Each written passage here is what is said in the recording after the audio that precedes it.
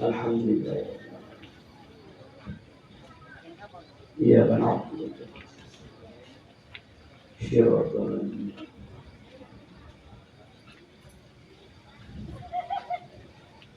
Matur nuwun, mugi-mugi acara saged lumampah kanthi rancak boten manggih halangan setunggal menapa. Ingkang salajengipun nuwun kepareng kula matur amakili sedaya panitia. Atur ingkang wos pisan estu saking sedaya panitia. Khususipun warga masyarakat RT 05 Kewan Kidul ngaturaken sugeng rawuh dumateng asalipun para jamaah lan estu matur sanget agung panuwun awit kerawuhanipun Bapak Ibu sedaya mugi dados berkah kula lan panjenengan.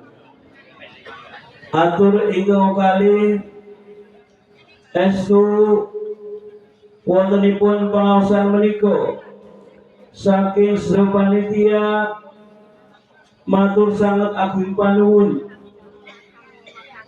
dumateng asalipun panitia saking Pondok Mu'anah saha Bapak Kyai Burhanuddin lan para jamaah ingkang sampun rawuh wonten ing papan menika.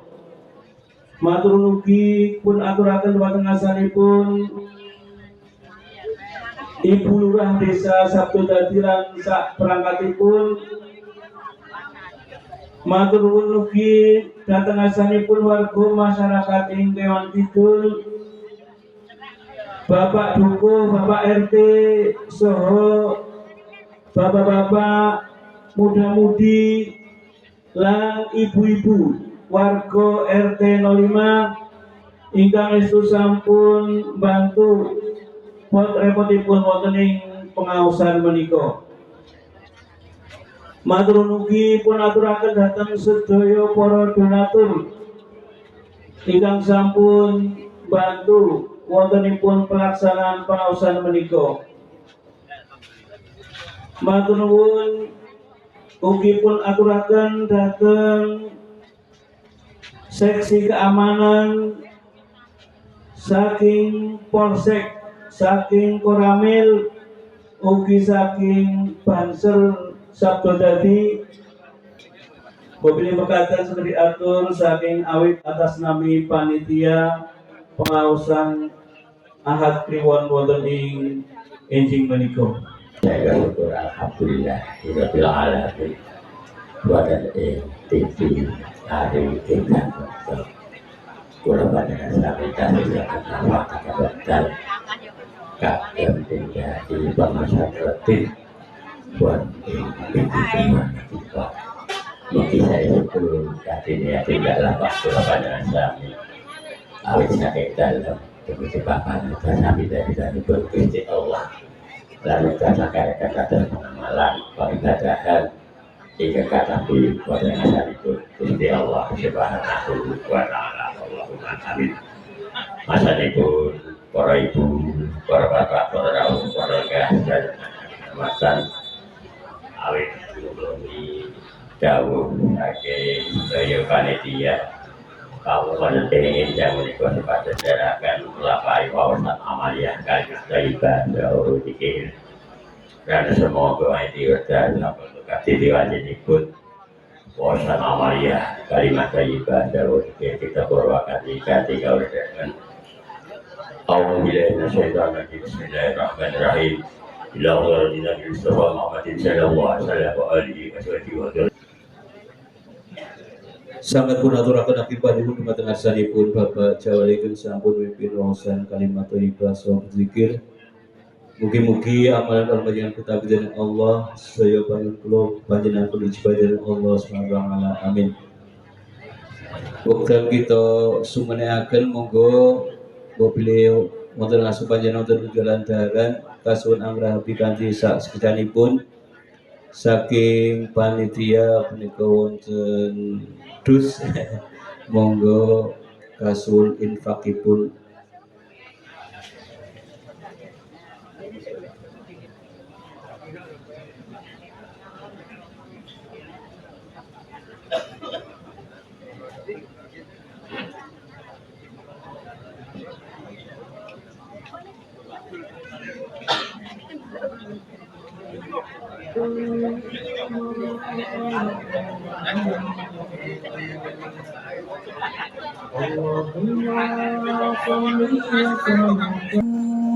وحسن خواتيم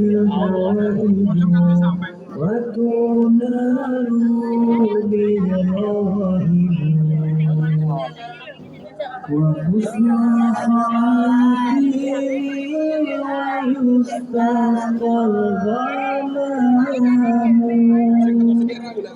بوجهه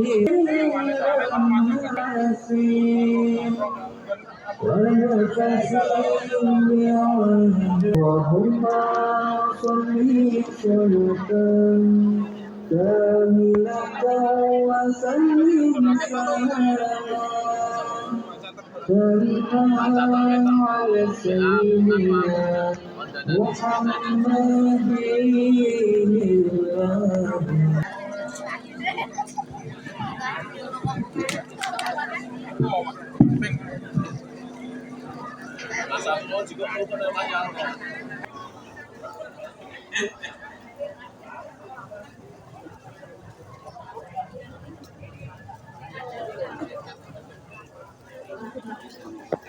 Assalamualaikum warahmatullahi wabarakatuh. Bismillahirrahmanirrahim. Fi husni hadhihi niyah li ibtigha'il ulumi nafi'ah wa ibtigha'i mardatillahi ta'ala wa rahmatihi fi dunya wal akhirah. Biwasilati wa barakati ta'alumina kitabul mawa'il ya Allah waqdi hawaijana wastajib dunga ana ya Allah.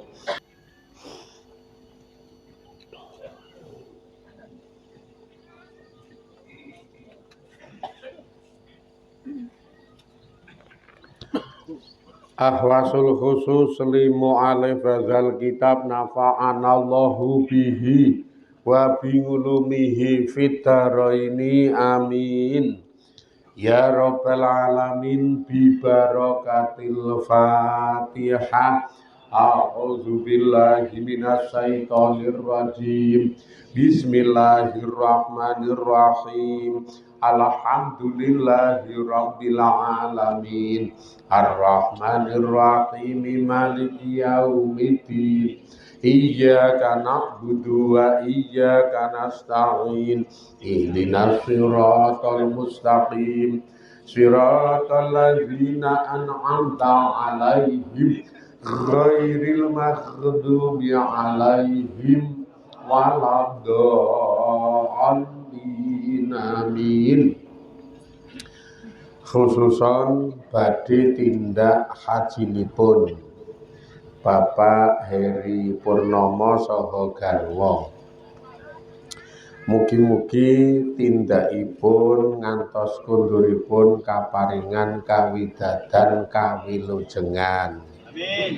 Kaparingan keberkahan karahmatan. Amin. Manasik hajinipun kaparingan kegampangan. Amin. Kaparingan keberkahan dados manasik haji ingkang tinampi wonten ngarsa dalem Allah Ta'ala, dados haji ingkang mabruron, dados haji ingkang makbulan, dados haji ingkang sakyan maskuron, dados haji ingkang tijaratan lan tabur. Ngantos kunduripun dipun paringi nugraha saya tambah takwanipun, mempeng ibadahipun, bejo slamet dunya akhiratipun. Bi barakatil Fatihah. A'udzu billahi minasy syaithanir rajim. Bismillahirrahmanirrahim. Alhamdulillahi rabbil alamin. Arrahmanir rahim. Maliki yaumiddin. Iyyaka na'budu wa iyyaka nasta'in. Ihdinas siratal mustaqim. Siratal ladzina an'amta 'alaihim ghairil maghdubi 'alaihim waladdallin. Amin. Nah khususan badhe tindak hajinipun Pak Sunu dalasan sedaya keluarga. Mugi-mugi tindak ngantos konduripun haji kaparingan barokah karahmatan widodho wilujeng. Manasik hajinipun kaparingan manasik ingkang gampil, ingkang penuh barokah rahmatipun Allah Ta'ala, lan dados manasik haji ingkang tinampi wonten ngarsa dalem Allah Ta'ala, dados haji ingkang makbulan, haji ingkang mabruron, sakyan ingkang maskuron, tijaratan lan tabur. Konduripun dados kawulanipun Allah ingkang mundhak takwanipun mempeng ibadahipun bejo slamet dunya akhiratipun. Bi barakatil Fatihah. A'udzu billahi minasy syaithanir rajim. Bismillahirrahmanirrahim. Alhamdulillahi rabbil alamin. Ar-Rahmanir-Rahim. Maliki yaumiddin. Iyyaka na'budu wa iyyaka nasta'in. Ihdinas siratal mustaqim. Siratal ladzina an'amta 'alaihim ghairil maghdubi 'alaihim waladdallin. Amin.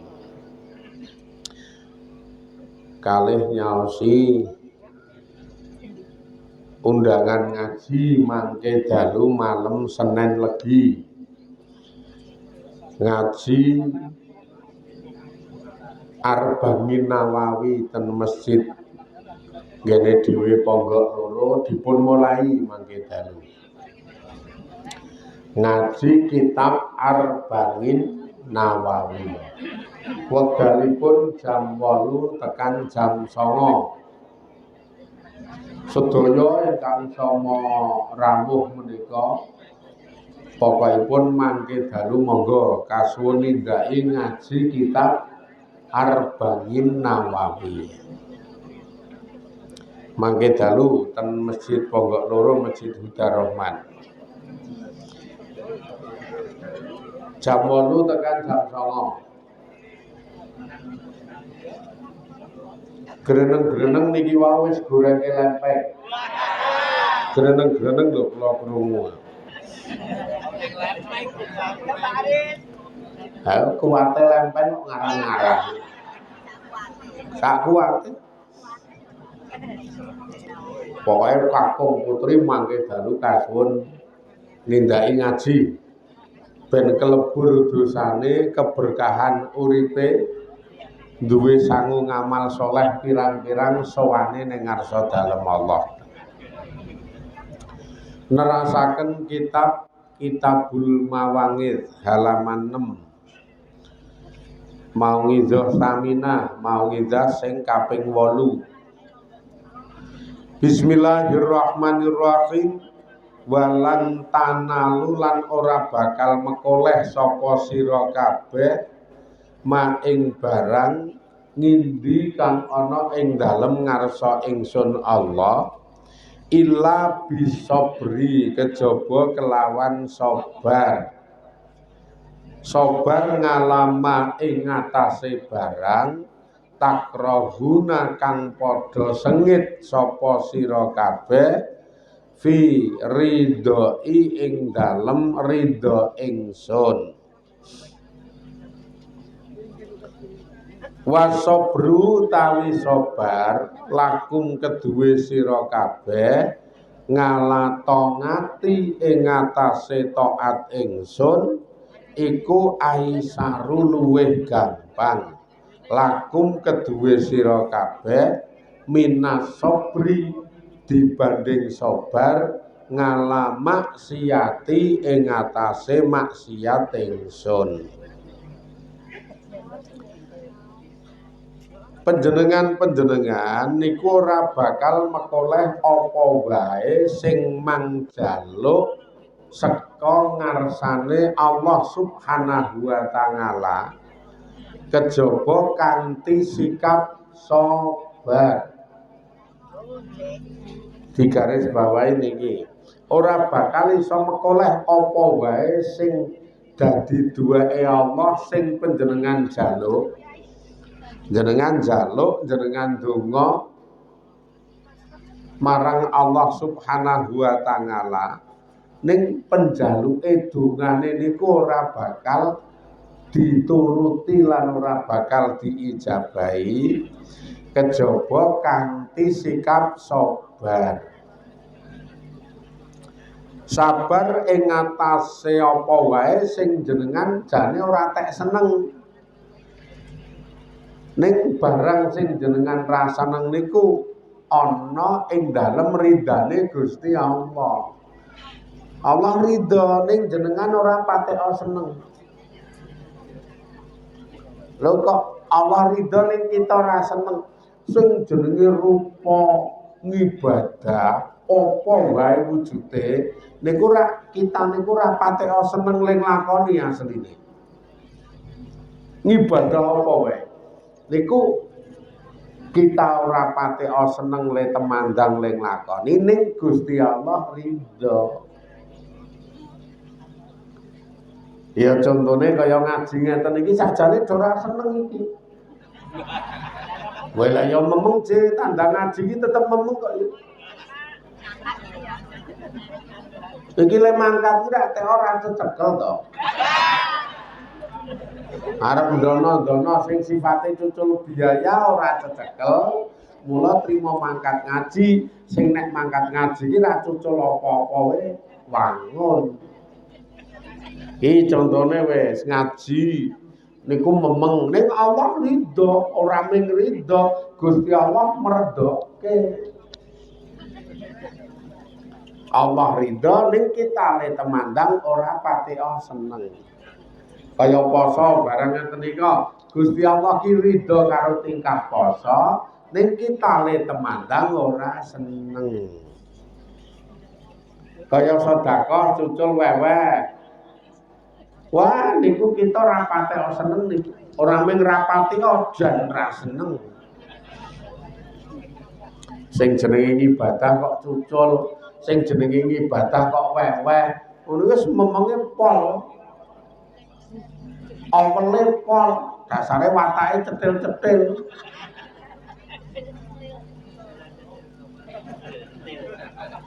Cetil-cetil awel-awel. Mula kok dus iki mau men digo ngalor ngidul ra ana isine. Ora ana isine kok. Sing digawa niku ketake ra ana, apa wis disuntak kan.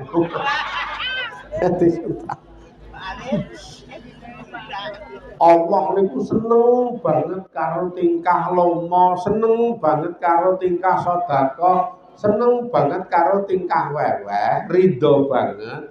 Ning kita sing temandang sengit. Mula ten mriki kowe iki nyengiti apa, ta apa sing ning kono ki ana ing dalem ridane Gusti Allah. Misalkan kaya jenengan lara. Salah siji laku ning ngobati lara niku rak nganggo sedekah. Jenengan ora bakal iso mari saka larane wong lara saka Allah sing mareke ya Gusti Allah. Cetha niki. Sing mareke ya Gusti Allah. Walan tanalu mangindi ila bisabri. Kowe ora bakal iso oleh apa wae sing ana ing dalem ngarsa ingsun Allah kejaba kelawan sabar. Lah jenengan lara. Salah siji lakune le berobat niku kon sedekah. Dawu da'akum bis sedekati Kanjeng Nabi ngendika. Dawu tambanono utawa nambanono sapa sira kabeh da'akum ing penyakit sira kabeh bis sedekati kelawan sedekah. Kowe do nambanono penyakitmu nganggo sedekah, nambanono laramu nganggo sedekah. Ning nyatane lara kae nek kon sedekah ya oke-oke apa. Malah manut teori-teori liyane Gusti Allah. Sementara nek seruan hadis ngendikane Kanjeng Nabi ngono kuwi ora pati aja diyakini, ora pati aja diimani, kadang kala malah dipaido. Mosok larane kok ngene kok sedekah. Iki jalure piye ngono kok ya. Karepe nek lara koreng iki tokoke salep, terus salepe templeke nggon koreng kuwi. Dadi kaya-kaya le nambah iki tok lek. Le nambah iki ngeglek ngono lho. Lara koreng, tuku salep, templeke nggon lara. Nyoto nambani. Ning nek lara koreng kok disedekahi, iki kaya-kaya ora. Menuju nek nggon koreng kuwi. Lara koreng kok sedekah, lara koreng yo tukoke salep mestine do ngono kuwi. Gek Kanjeng Nabi wi ngendika ngono ditambah iman para iman lara ki sing gawe Allah. Dudu kok saka wong liya engko sing marekke ya Gusti Allah. Dudu salep kuwi kok. Salep ki rak mung pinangka salah siji saka usahane tetangga. Ana usaha nyalepi goreng, ana usaha ngombe obat sing marai-mari goreng, ana sing usaha nyodakoi men supaya korenge mati. Ning nek nggon sedekah arang do seneng. Kudune ya aku nek lara mbuh lara koreng mbuh apa wae pisan tak imani nek iki saka Allah, ping pindhone engko sing mareke ya Gusti Allah, berarti ditampa kanthi sabar. Ning ditandangi diikhtiari. Tak sedekahane wong Kanjeng Nabi dawuh kon sedekah. Ngeteri tanggane beras sekilo, Indomie 5. Mbah niki sedekah kalih dongake muga-muga lara kula mari. Ana cah yatim, tangga cerah. Jenengan lara ngekei bebungah marang cah yatim kuwi. Tukoke kaos sak setel sak kathoke. Regane mengkur 27. Oleh potongan 2000. Dadi malih 25. Le tuku nek Mancasa. Sak setel mung sak setel 25. Gek neng dokter spesialis 300. Jenengan ki nek priksa sak njiko obate ning gone dokter spesialis kuwi 300. Nek dokter kulit pundhong kae. Sing anu kae, kantongan. Nika jenengan lara kulit apa-apa ndono. Terus engko ketemu dokter napa sing dirasake niki rada gatel nggon ngendi? Nggon ngriki niki dibetreni. Terus diurek-urek tek ngono terus rika diterke ten ngene apoteke niku. Gawa nang gone sing ngekeki obat kae, engko nang kono domongi 315, 320. Jan ning dibatreni ndemok kowe ora. Wah, katonjo menurut ini 300. Mesti punjul juga 300.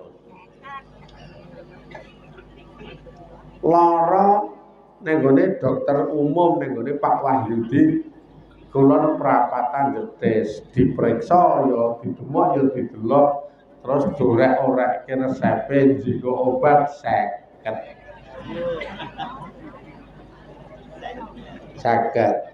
Iki ngekeki cah yatim yo tak nggo ngobati laraku swidak 5 ra yo ming ora pati larang to kuwi. Cah yatim juga iki seneng banget lho, seneng banget. Le nyole tak kei kaos sak setel iki. Ya kaose sak setel lho ana dhuwuran ana ngisore. Tulisane yo apik iki, Lionel Messi. Wah senenge ora elok-elok dikeki kaos. Nuwun nggih Pakde, nuwun nggih Pakde. Wah senenge pol. Kali dongake ya Le muga-muga laraku mari. Ya Dik, muga-muga mari. Ketahe cah yatim muni sak-sake, ya Dik, muga-muga mari ning gandeng sing ngomong ki cah yatim. Allah ngregani banget, Allah ngajeni banget. Karena cah yatim itu beda karo sing umum. Mandi kok ya. Beda karo dongane jenengan mbok demimil kae ketoke ra mandi. Angel nek dongane jenengan kok mandi ki angel. Angel lho wong wetenge we. Mbok klebon apa? Arem-arem tak ning kene. Nek kuwi halal apik. Nek klebon arem-arem sing ning kene halalan thayyiban apik. Lah ning jaba iki klebongan pangan sing ora patek resik sih. Wong Kanjeng Nabi wis ngendika, weteng sing klebonan pangan sak emplokan ning kok haram. Ming sak emplokan wae, ning kok haram. Mongko dongane ora bakal dijabahi.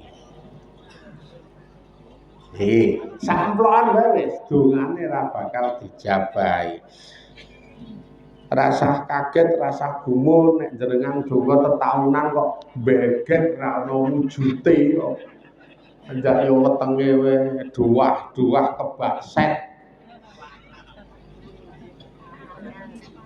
Ngati-ati kok yo gek sakniki niki do nekate. Kadang ngalah pangan sing sepele-sepele we do direwangi haram niku lho. Ming ngalah pangan walah kadang tahu susur sitok we gabru kaya wong ra kuat bayar. Mane-man banget to wetenge iki mane-man tahu susur ki regane pira kok iki tak direwangi gabru.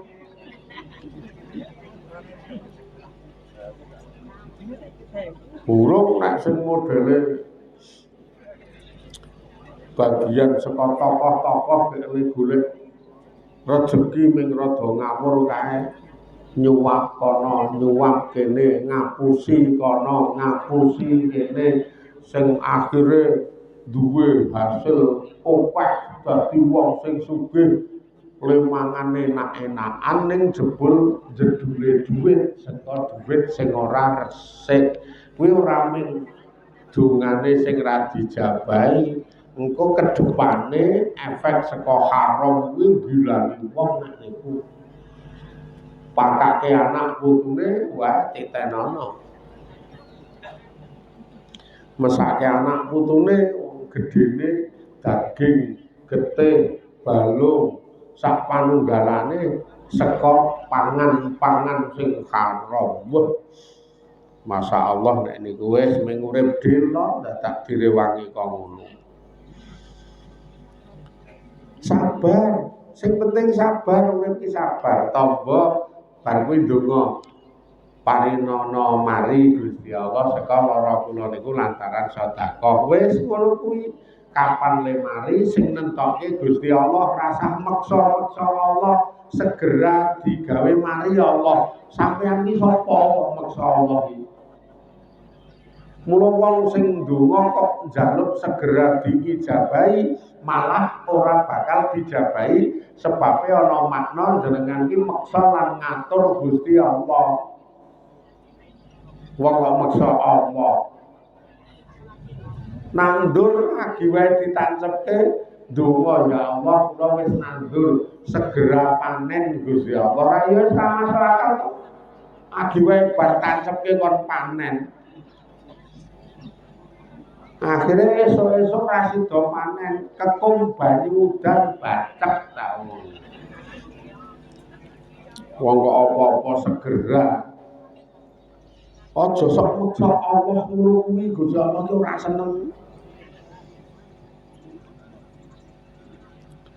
Sing penting kon nandur kon ngupakara lah kapan panene sepira akeh sak karepe Gusti Allah. Kon tetangga kapan marine karo lemari nganggo lantaran apa sak karepe Gusti Allah. Niki jenenge semende nek cara bahasa Quran tawakal, nek cara hadis qudsi niki sabar. Dadi wong urip iki sabar. Kamangka sing jenenge sabar ing atase nglakoni ketaatan marang Gusti Allah niku luwih gampang ketimbang sabar nyingkiri maksiat. Wong sabar iki ya werna-werna jumbuh karo judul uripe. Judule urip apa? Maksude kahanan sing jenengan adepi apa? Nek ketemu kahanan nampa dawuh Allah misalkan azan nampa dawuh salat niki mungkin nyikapi salat kanthi sabar iki luwih enteng luwih gampang wong nyatane anggere krungu azan ya terus do nyaut sarung nyaut ruko do menyang ning masjid menyang iki enteng rada kepenak len nyikapi niku kepenak. Ning sabar sing wujude nyingkiri dosa, nyingkiri maksiat, iki luwih retoso, iki luwih angel ya. Luwih abot. Saiki nglakoni salat karo semingkir seka ngrasani jajal ra abot semingkir ling ngrasani. Angel lho semingkir seka ling ngrasani ku angel banget lho. Wangel wong angger sih awor kok iki mung ngrasani wae ra wis ora lanang ra wedok padha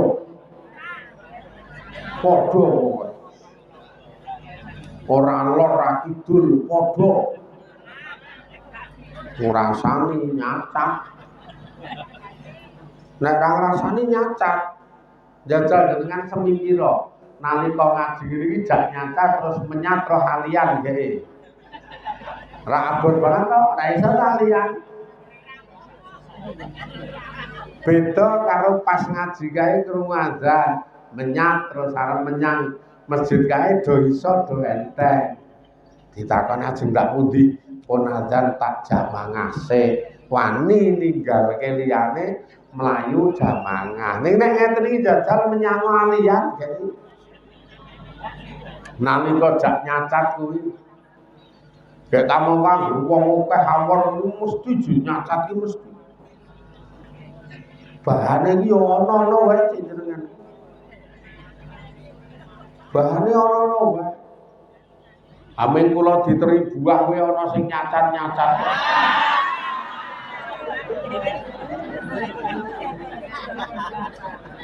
ana sing dengan wah tonjo kiai pancitane buah esuk-esuk wis maer-maer gak kene arem-arem ana nyacat tau ngono iki kamangka jenengan yo weruh dhewe kok buah kok aku ki demok.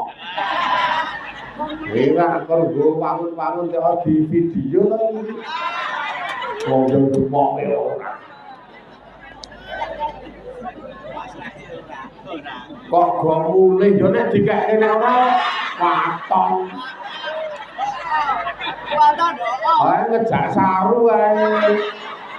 Kok go wangsul ae nek dikake nek ora kok waton wae. Saru senengane.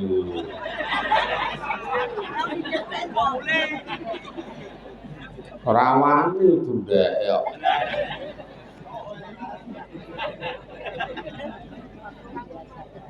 Iki panitiane krungu ra ya? Sabar. Dadi wong iki sabar.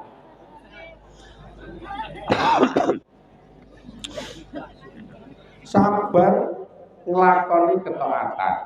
Kuwi enteng. Nyatane saniki sing sipate taat ning dilalai ya ning lakoni kuwi rada seneng-seneng, dilalai ning lakoni rada seneng-seneng. Kaya dene mujahadah barang ngenten iki lho. Kaya dene sholawat. Lah jenengan tandang mujahadah, jenengan tandang sholawat niku seneng ora do kangelan ora do rekoso. Niku sipate ketaatan. Sholawat taat, mujahadah taat, do seneng, enteng oleh temandang enteng. Jajal jenengan ki sabar ing atase semingkir saka maksiat.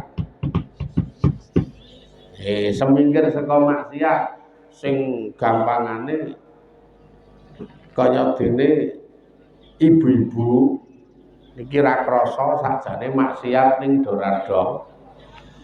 Asline maksiat ning rado. Nang omah ki lagi umbah-umbah. Karo nyambi njekleke kompor godhog wedang. Njekleke kompor godhog wedang karo umbah-umbah. Ngerti-ngerti sing lanang ngomong. Bu kerono awakku teng kelenyer sih. Jajal kira-kira enteng apa abot.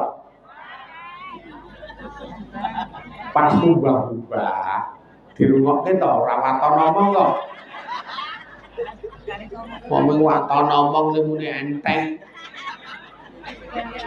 Wong kok senengane pencitraan. Jenengan muni enteng, mbok delok sing lanang kuwi menjem-menjem iki. Kuwi ra ketoke maido to sing lanang ki maido enteng apa. Posisi ubah-ubah sing lanang ujug-ujug omong gek kamangka le omong ki agitangi turu lho iki. Jenengan ubah-ubah sing lanang mengagitangi turu ra ngopo-ngopo. Akon butulung krana Pak awakku teng kelenyer ya. Sabar ora ngadepi kok ngene iki jajal sabar apa ora. Nek ngantek oh ya siap. Langsung wisuk laran leumbah-umbah mlebu golek dit 1000. Dit 1000 bunder kuwi maksude. Karo golek minyak kayu putih apa golek hot cream fresh care kuwi wong wedok apik bar kuwi terus marani sing lanang kene Pak. Nang kene wae ndak perlu wong kene tak keroki nang kene wae. Wah iki nek ana tenan wong wedok kene iki wis asli ahli swarga nek iki. Mula do meneng wae ra komen kok ya. Ora bakal ngono kuwi ora bakal muni ya kene tak keroki. Ambok kudungane wangun kae ora. Kawane Pak Muhaji meninggal. Apa? Kawane Pak Muhaji. Oh to. Ya kok ming ditulis tok lah terus. Oh lah terus piye?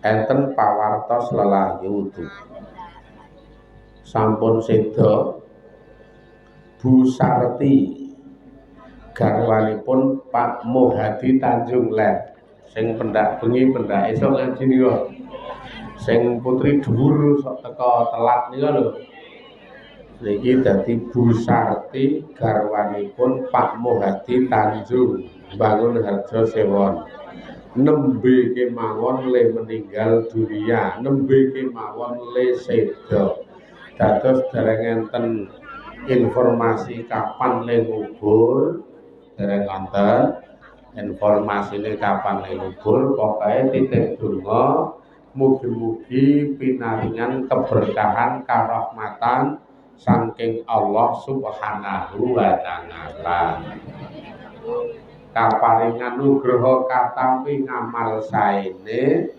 dipun paringi pangapunten kalepatan-kalepatane padang jembar kubure nugraha swarga akhirate Allahumma ighfir laha warhamha wa'afiha wa'fu anha wa sabbitha bi qauli la ilaha illallah Muhammadur Rasulullah wa ja'alaha min ahlil jannah ya arhamar rahimin amin ya rabbal alamin. Tekan ngendi mau nerangke? Tekan ubah-ubah. Kerokan yo. Kaki kare kerokan. Tekan ubah-ubah kalih kerokan. Sing wedok ubah-ubah sing lanang kon ngeroki. Kamangka sing wedok ketesuk wis gedabukan nglakoni apa-apa, sing lanang mikur lagi tangi turu. Ini ujian. Sabar apa ora?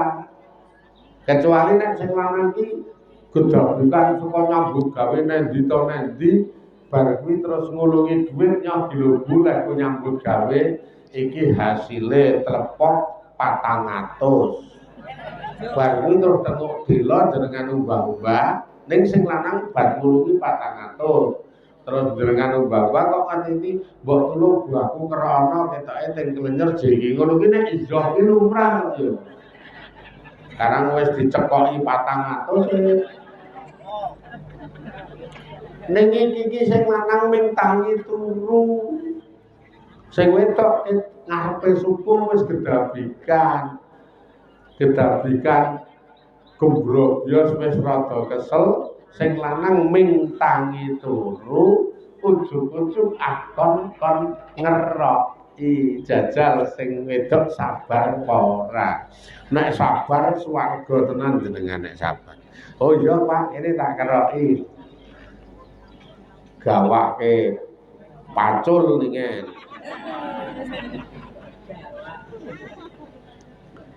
Wangel ji urip ki angel kok ya. Teni nek enting.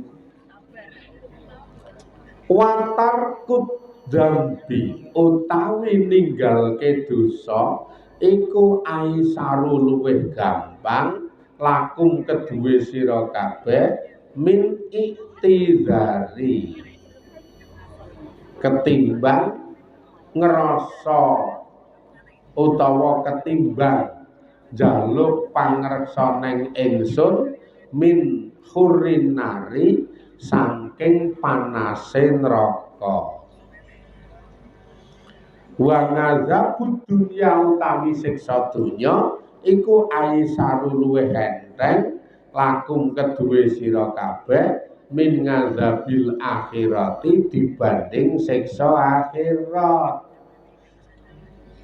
Gusti Allah wis ngendika ngeten niku sing jenenge ninggalke dosa niku ki jane luwih kepenak luwih gampang nggo kowe kabeh ketimbang jenengan niku kokean alasan ning ngarsa ingsun njedulke alasan-alasan ning ngarsa ingsun saka ancaman panase neraka. Sambangane kok ana alasan wong dosa iki cetha marai keneng siksa neraka. Dosa iki marai keneng siksa neraka. Semingkir saka kuwi iki luwih enteng. Ha kok milih nglakoni dosa?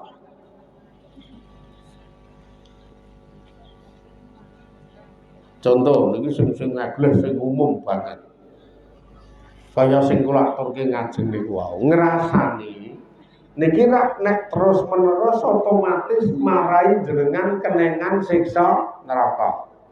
Ngrasani niku marai kenengan siksa neraka. Semingkir saka ngrasani iki luwih gampang. Nalika ning teras kae jak ngrasani, upamane jenengan iki di kebijakan trimo semingkir. Semingkir iki luwih gampang. Nek sing pinter lho langsung ngomong sik aku dhewe karo bojoku sih. Ketoke kok iki ditukokke pecel lele iki. Sik tak mulai sik. Wong aku dhewe karo bojoku iki. Arep jak tuku bakso ketoke. Lho. Semingkir ngeten iki luwih gampang. Ning nalika ning teras jak ngrasani, kok ora semingkir malah nglengkapi. Kok malah nimbrung.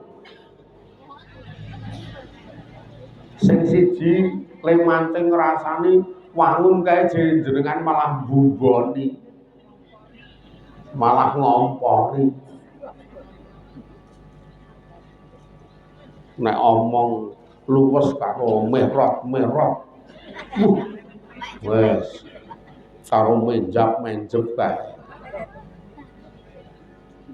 Montore anyar to, Lek. Aku krungu sruwing-sruwing masalahe adol sawah dul desa. Ora luwes. Sing siji le bumboni yo wangun kae, wis lah kae kira sawahe sing wedok to.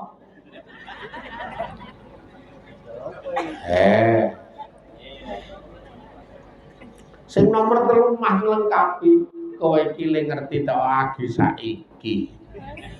Lah ndek sing wedok iki entek-entekan ra mung dol-doli sing lanang kae. Wah.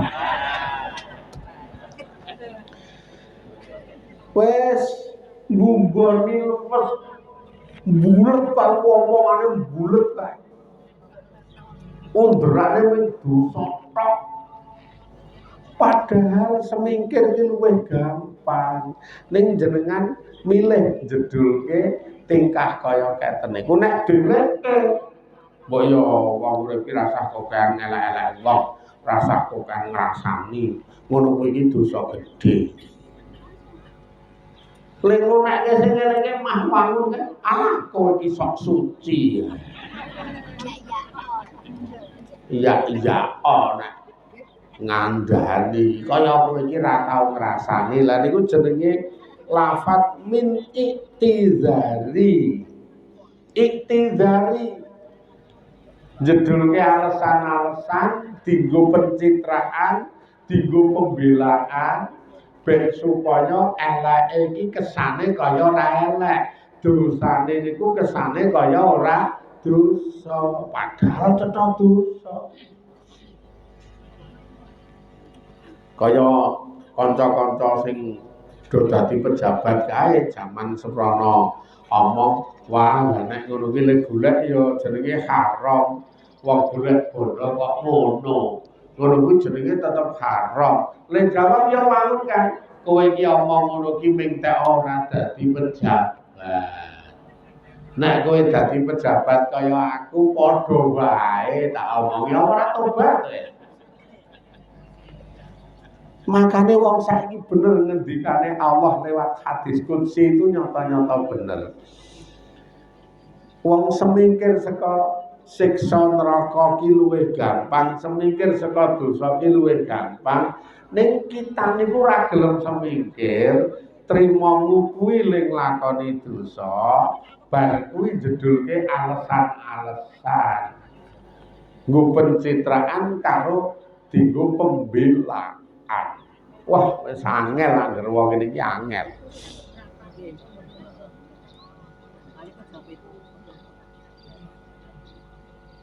Mbok yo wis tuwa ki ayo salah.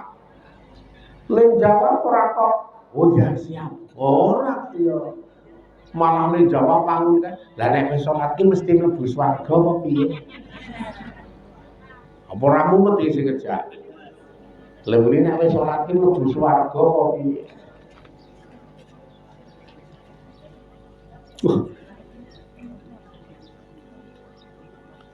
Kamangka dosa sing utawa ora dosa ning sipate siksa donya wis ra.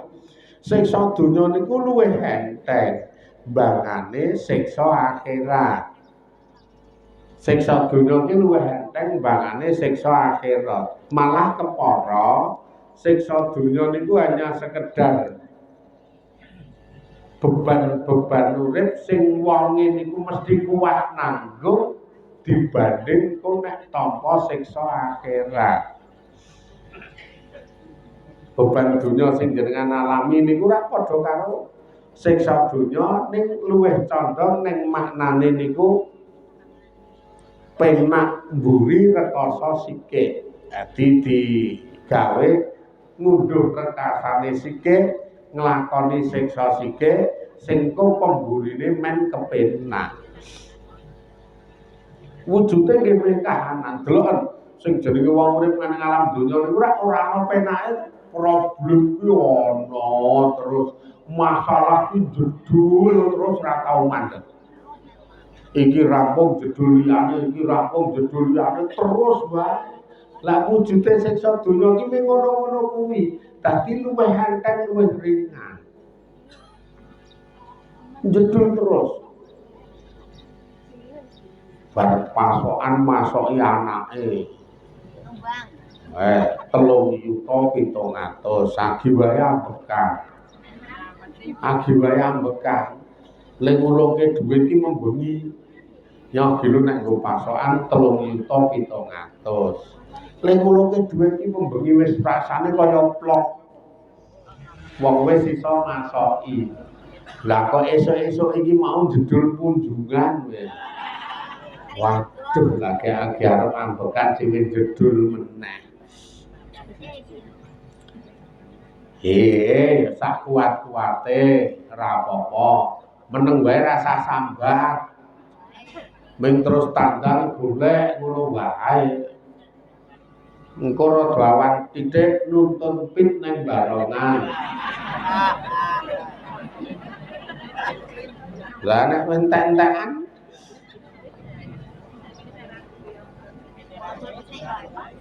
pit randuwe adol pitik. Pitik randuwe ndek tangga digiring ning pawon. Saya bubrah iki minen. Wong siksa donya iki wujude mung ujian-ujian ngono kuwi. Ora kok bahasane iki rekoso banget mboten. Siksa donya iki lebih enteng, lebih ringan nek jenengan simpati lebih enteng, lebih santai. Kadang ya dipaksa karo kahanan nyambut gawe wis dilalae lali mantrole. Sore-sore udah ngenteni terange kok ketoke ada kemungkinan ming ora terang iki ketoke. Nekat sore-sore saka gawean mulai nglebus. Angkon jedul wujude ujiane Allah kadang umur-umurane ya wis semene. Tekan omah wis mulai wong wae kae. Mulai wong wae rada kademen gek ademe niku kaya nyesep ning balung sungsum kae. Wis mulai gering iki. Bar kuwi adus larang delok jedul ning ndas cekot-cekot. Awake anget ning ndas cekot-cekot ya mung ngono kuwi udun ngazab itu mung ngono-ngono kuwi. Beni budrek padha beni ultraflu bar kuwi terus golayah-layah merem ngono jane mari. penak banget wiset. Bar mari melek kae, maghrib kae, ternyata wis siapi wedang karo sing wedok. Wedang kuwi nggo coblok ngene iki ngombe piye nek ngene. Nggo coblok. Ora coblok.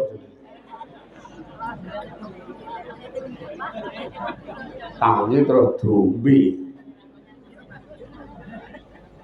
Rampung ngombe aki bae laya-laya ngrasake reaksine le ngombe obat rada kepenak.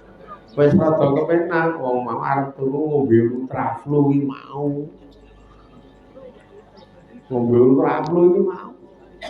Lah kok jejeri sing wedok omong awan mau adimu mara.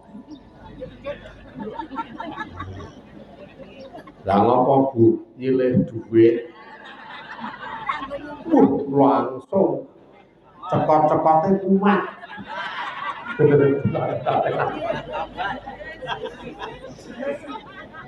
Lah sing sabdonya ya ming ngono-ngono kuwi wae jajek ming ngono-ngono kuwi. Ora ana sing aneh-aneh. Mula ringan. Benar-benar ringan siksa donya iki bahane siksa ning akhirat. Sabar. Sikapi wae ora sandatak kokean ngoyo-woro, kokean ngomong. Alah kowe ora kaya aku lah ya ora. Kok karepe kok padha kabeh.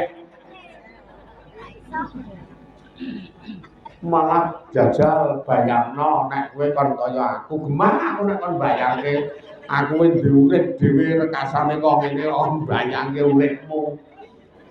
Ya senengane nek omong do ngono kae muni jajal nek kowe kaya aku ora, kowe aku kaya.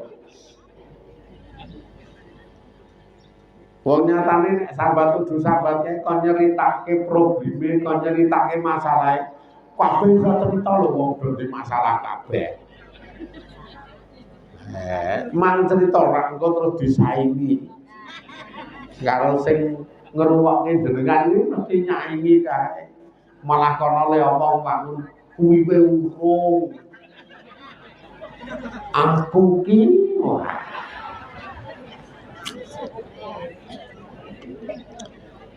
Kapok ora kowe.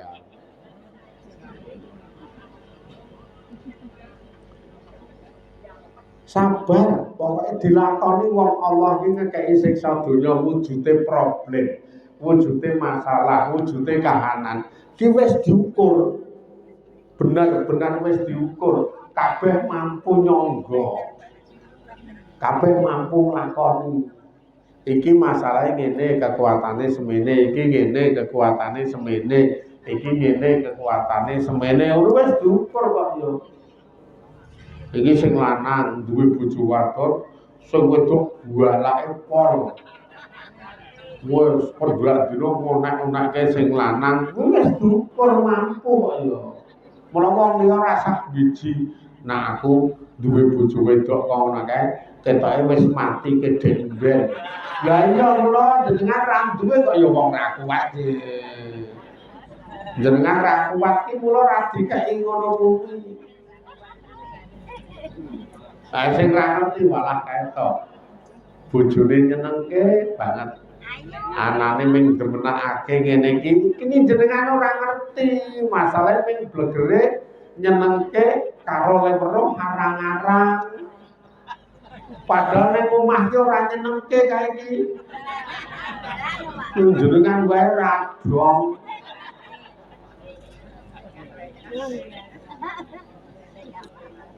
Makanya wis ayo dilakoni dhewe-dhewe, sabar dadi ibadah. Wong niki pipite beban ya ming beban donya kuat nyangga, pipite siksa ya ming siksa donya ringan. Pipite pahit alah pahite donya ora bakal langgeng, yo nyatane ya sok legi barang. Sing penting sesuk ning akhirate utuh tanpa swarga. Ya ibna Adamah, ya anak Adam. Urung panas to. Pokoke iki ngenteni le panas le rampung.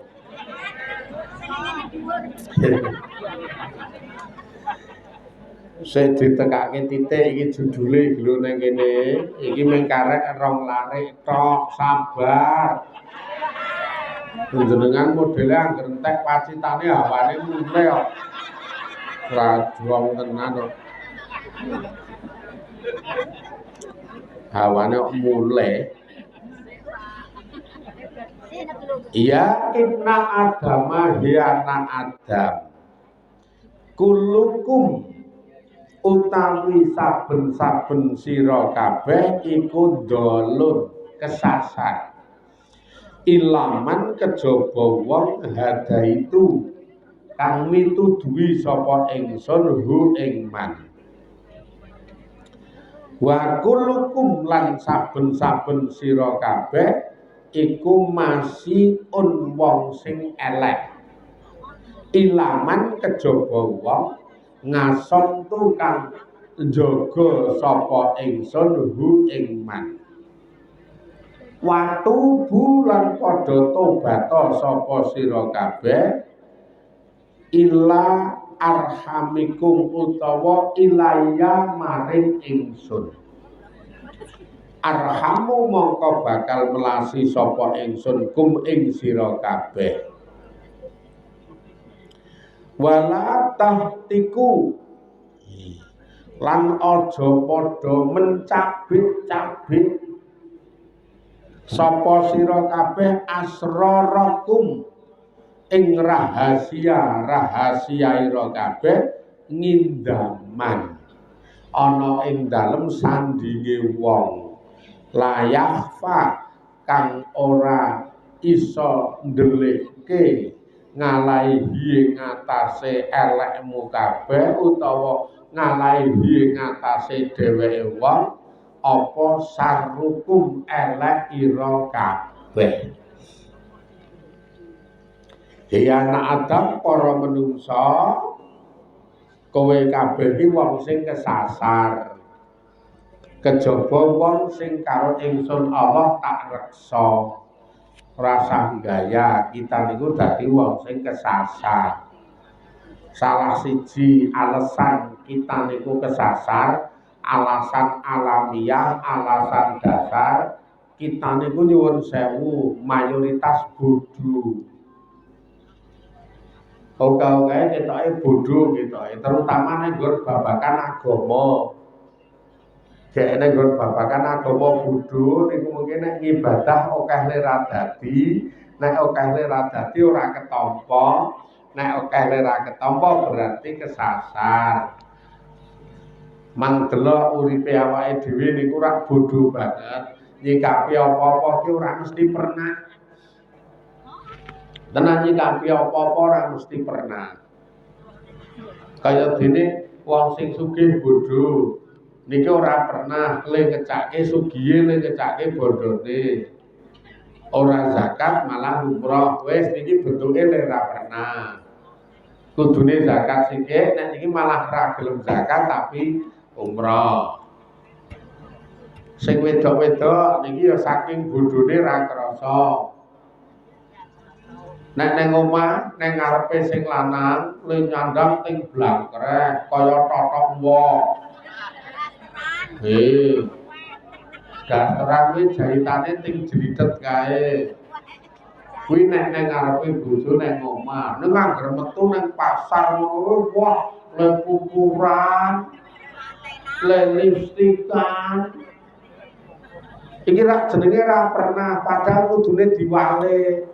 Iki gandeng aku nang pasar ke yo ora dikandani bojoku wis rasa pupuran, rasa lipstikan, rasa macam ngopo dadak macam. Ning nek nang ngomah nang ngarepe sing lanang, iki aku kudu macam. Lah yo nyatane do bodho kok. Nek nang ngarepe sing lanang yo ting blangkreh ora cethok. Ayo semaula ta iki. Nyeblai. Jebul sing lanang ya bodho. Sing lanang iki ya bodho. ora kok internet dedet jange sing wedok cethile ra ila-ila ning nek kake wedok liyane lomo aku yo wis butuh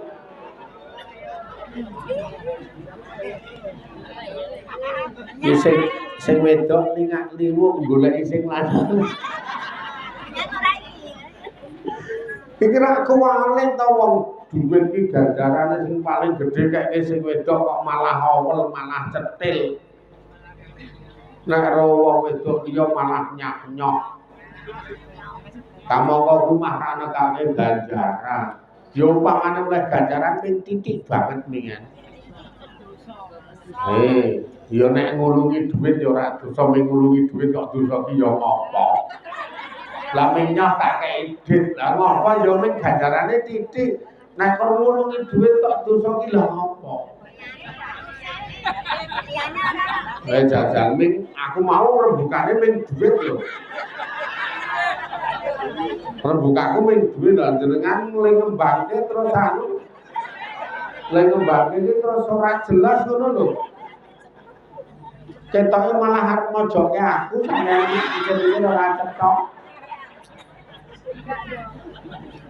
ngekei duit sing nek gone sing wedok omel cetil ning nek ngekei wong liya nyah-nyoh niku ora jenenge kuwalik ngono lho sing wedok ya ngono wae ora nganggo ilmu mula bisa dibilang kita niku kesasar kecuali nek Allah nuntun nek Allah ngreksa makane do seneng golek pangreksane Allah salah siji langkah awal nggo golek pangreksane Allah ki ora ana liya kejaba ngaji jenengan iso ngrasake saka ngaji dibanding karo wis ngaji ra yo beda to saka ora ngerti dadi malih saiki ngerti adoh banget kok yo biyen jenengan ki cetil banget lho saiki rada lomo ngono kok ana wawane kowe iki wong sing elek wong nyatane lakune ra pernah kecuali karo Allah direksa dadi wong sing apik lah salah satu pangreksane Allah niku mituduhi panjenengan dadi wong sing seneng ngaji niku pituduh larang regane Kanjeng Nabi ngendika sing sapa wonge karo Gusti Allah dikersakake apik mongko wong niku bakal dituntun menuju nenggon seneng ngaji nek niki tafsir umum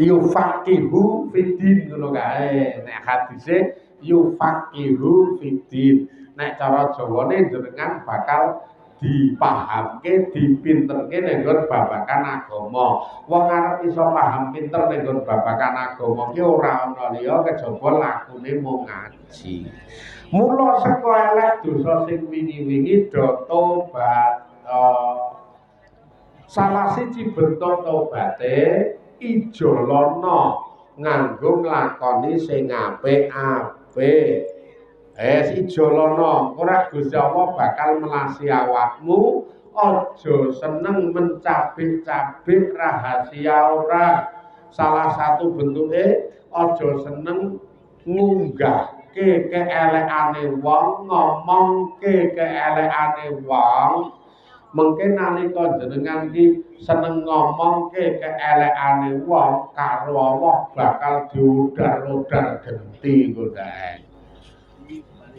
aja gubris karo kahanane wong rasa digubris wis wong ki apik elek sak karepmu dudu urusanku sing penting urusanku ki arep nyeleni ngamal saleh seneng ngaji ibadah gek sesuk penak tembe kubur karo tembe akhirate ngono wis mah karuan rasa gagas kahanane liya-liyane sing kene rasa gagas sing lor rasa gagas sing kene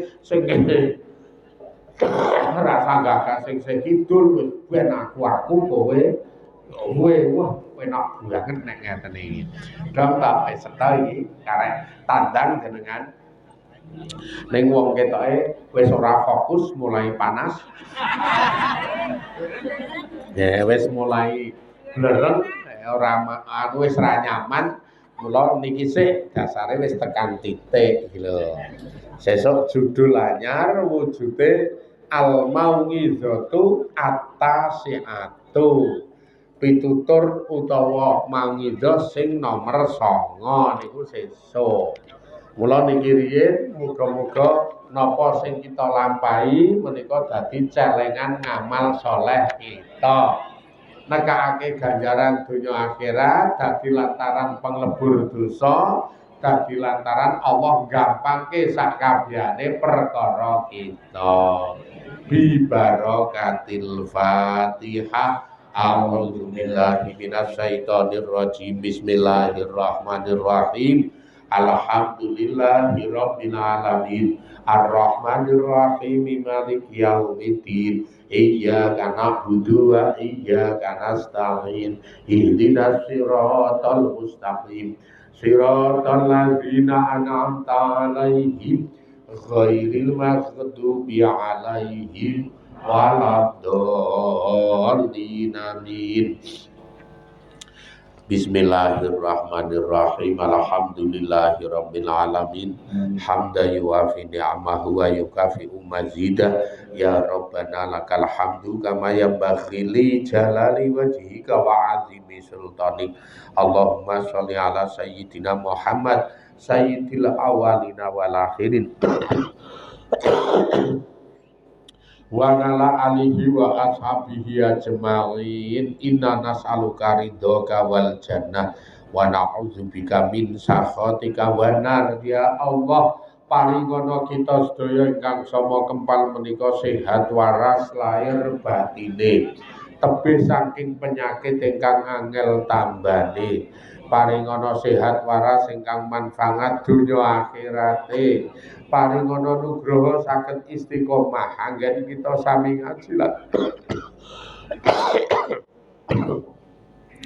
anggen kita sami ngaji lan ngibadah. Ya Allah, paringono kita sedaya kanugrahan saged istiqomah anggen kita sami jagi kesabaran, dadosno ati kita ati ingkang sabar, ati ingkang syukur, ati ingkang saged nampi peparing-peparing panjenengan. Ya Allah, paringono kita kegampangan ing dalem sakabehane perkawis kita, kacekapan ing dalem sakabehane hajat kita.